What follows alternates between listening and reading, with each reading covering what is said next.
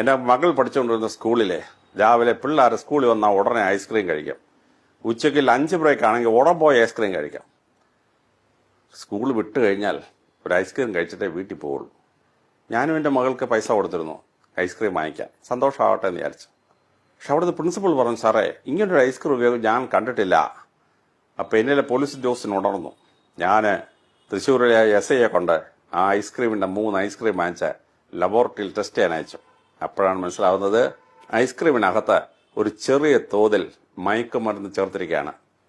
ആ സ്കൂളിൽ 2000 കുട്ടികളെ രാവിലെ ഉച്ചയ്ക്കും വൈകിട്ടും മയക്കുമരുന്ന് അടിച്ച് കയറ്റാണ്. ഐസ്ക്രീം കച്ചവടക്കാരൻ കോടീശ്വരനാവും. അവനെ അറസ്റ്റ് ചെയ്തു. ആ ഐസ്ക്രീംകാരനെ അറസ്റ്റ് ചെയ്തു. ഐസ്ക്രീം കട ഞാൻ പൂട്ടിച്ചു.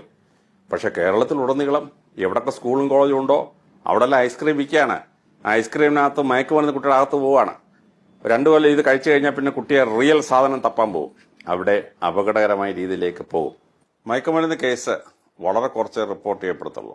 കാരണം അത് ഉപയോഗിക്കുന്നവനും അതിൽ വീണുപോയവനും ഒരിക്കലും അതിനെതിരെ കംപ്ലൈന്റ് പറയത്തില്ല. സ്വന്തം കുട്ടികൾ ഈ വലയിൽ വീണാൽ 99% മാതാപിതാക്കളും അത് റിപ്പോർട്ട് ചെയ്യില്ല. കുട്ടി പഴച്ചെന്ന് റോഡ് മുഴുവൻ ലോകം മുഴുവൻ അറിയും.